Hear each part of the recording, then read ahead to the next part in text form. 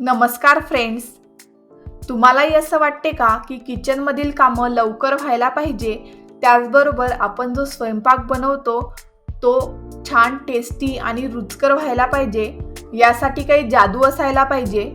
जादू तर नाही, पण त्यासाठी काही टिप्स आहे. तर या व्हिडिओमध्ये आपण बघणार आहे 10 उपयोगी अशा किचन टिप्स.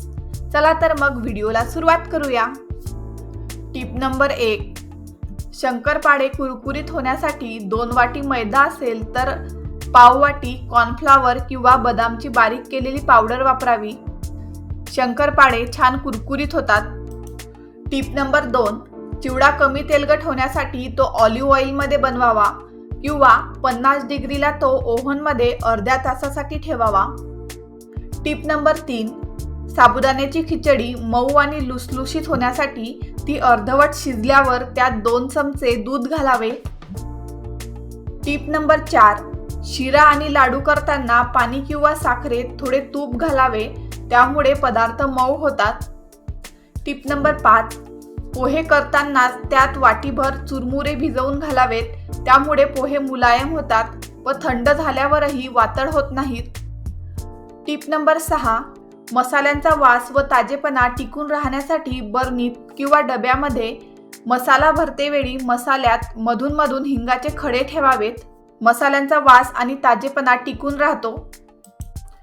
टिप नंबर 7, भाजी, डाळी, कडधान्ये व पुलाव करताना त्यात पुदिन्याची पाने घालावी, त्यामुळे त्या पदार्थाची पाचकता वाढते. टिप नंबर 8, चकली भाजणीसाठीच्या वापरायच्या सर्व डाळींवरील पावडर काढण्यासाठी ती न धुता ओल्या पंचाला म्हणजेच ओल्या कपड्याला वेगवेगळ्या पुसून घ्याव्यात. त्यामुळे डाळी वाळवण्याचा वेळ वाचतो, तसेच डाळी भाजतानाचा वेळ कमी लागतो.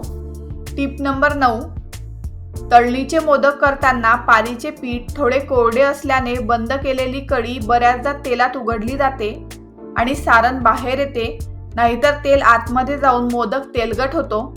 म्हणून थोडे दूध लावल्यास कढी पक्की बंद होते. फक्त अगदी कणभरच दूध वापरावे.